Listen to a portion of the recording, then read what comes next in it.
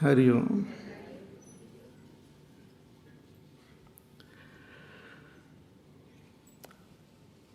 Human beings are considered the roof and crown of creation. We have different types of beings on earth, right from a tiny little bacteria to huge elephant, different creatures staying in the sea, on land, in sky, everywhere. But among all of them, human beings, they occupy a special place. So congratulations, all of us, for reaching this crown of creation. And we are here on earth for a long, long time and have attained a lot, including mobiles. We have attained a lot, and all that we have attained is recorded in our books of wisdom, which we have all over the world. Some of our achievements are seen in the form of some construction also, like the great pyramids and all, and beautiful temples and various other structures we see around the world. But many of the achievements we see in human beings themselves, right from the time when we were staying in caves, a very life at a very low level. Slowly we have evolved in these many years.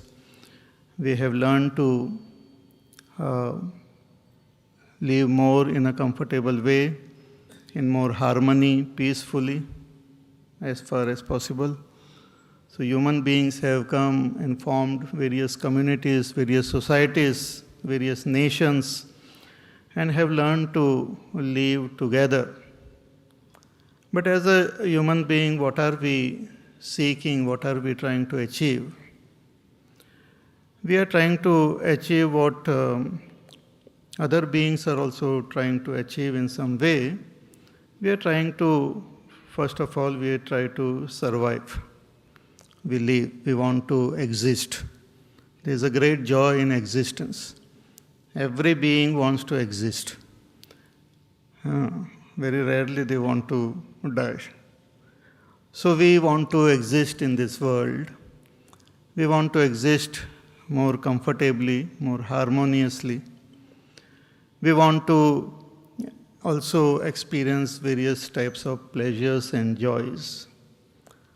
So as a human being, we are striving towards better and better standard of living, comfortable, and also better harmony and better pleasures and happiness.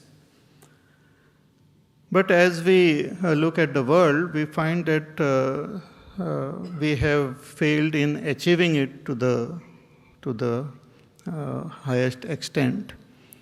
Though we have experienced or we have progressed in the world outside, we have been able to conquer the various even forces of nature and have mastered and understood our own body, and in the field of medicine, in the field of other scientific field and all, we have progressed, but still we have somehow failed to attain what we really want as a humanity, as for everyone. But even among everyone we see there are rare few who reach a greater height in human evolution. And these beings, we call them the enlightened beings, the yogis, the masters, the mystics, various names are there. They have reached the very height of human evolution. they express that they have attained the state of total freedom from all fears, state of immortality. They express they have attained freedom from all confusion, freedom from all sorrow, freedom from all sense of limitations, complete peace and happiness. And they also express that this is the birthright, or you can say this can be achieved by every one of us. All of us are able to attain this state of total peace, total fulfillment, total perfection in all ways. It's a ultimate aim and goal of our existence itself.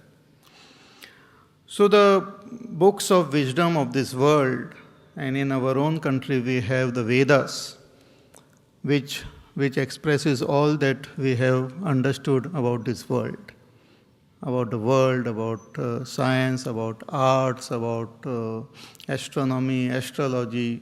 Various things are there in the books of wisdom, which we call the Vedas.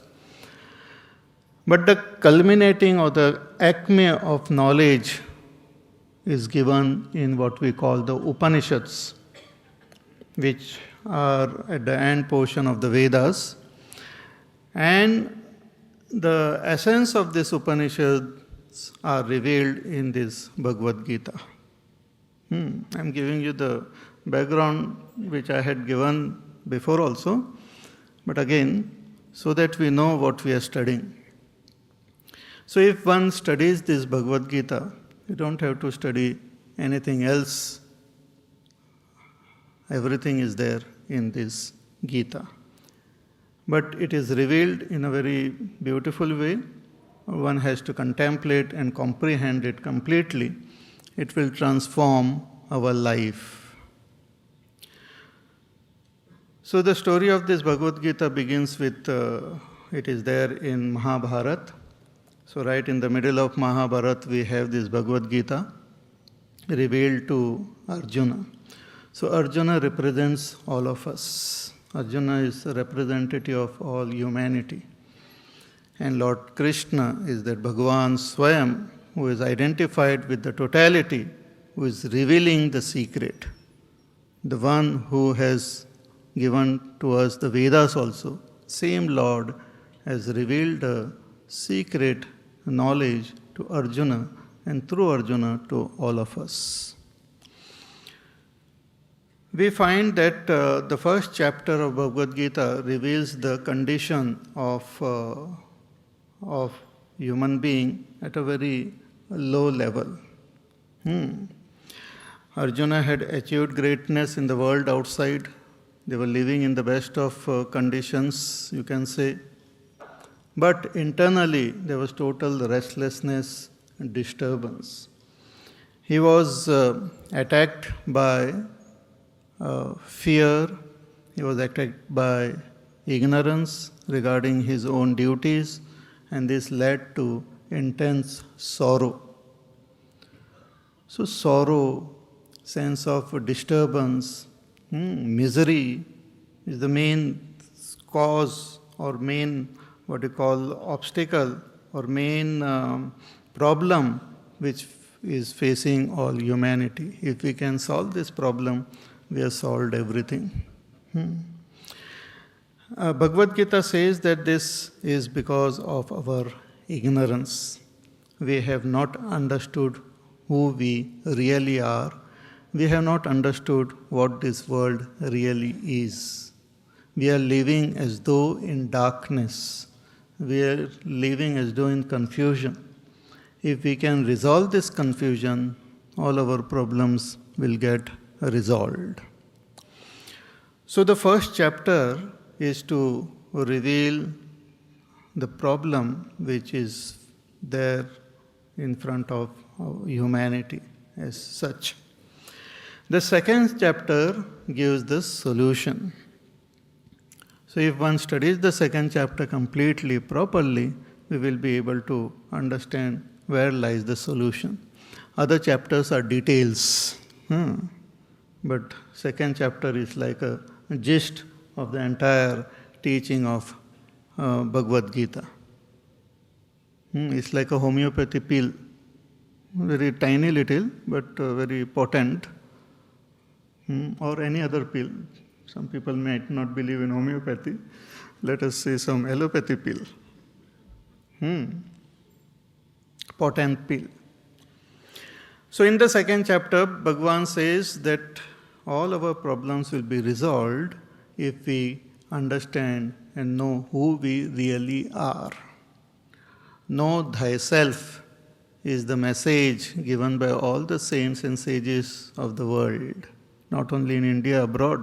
In other countries also there were great philosophers who also says that know thyself. One should recognize oneself completely, properly, not superficially.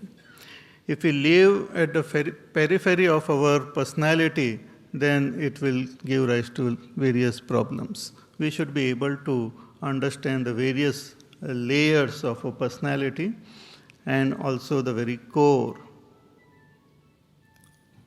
the very center of our personality.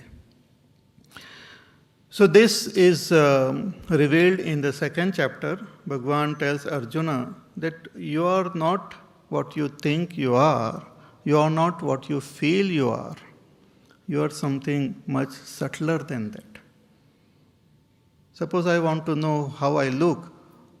If I look outside here, there, it will not help me to know how I look.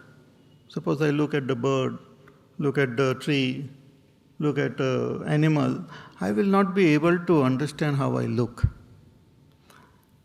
But I want to see how I look. So there is one object in the world which can show me how I look. What is that? Yeah, mirror. If I look into the mirror can show me how I look. Otherwise, I keep looking and I will not be able to see how I look. Similarly, in order to know who I am, by just feeling tells us about the world outside, about the objects. Seeing, perception also is the perception of the world of objects only. So my perception, my feelings, my thinkings will not help me to understand who I am, because they are just thoughts, they are just objects. So therefore, there is naturally one is not born wise. We are born with a misunderstanding about our own self. There is a natural misunderstanding about our own self. We are born with that ignorance, born with that misunderstanding. Therefore, there is a need for us to recognize and understand. So in the second chapter, Bhagavan revealed to Arjuna that you are that self which is pure existence, pure consciousness and pure bliss. What is called in Sanskrit as Sat, Chit and Ananda Swarup, Atma. You are that Atma who is Sat, pure existence, Chit, pure consciousness, and Ananda, pure bliss, which is neither born nor does it die, because there is no modification takes place in it. It is not matter.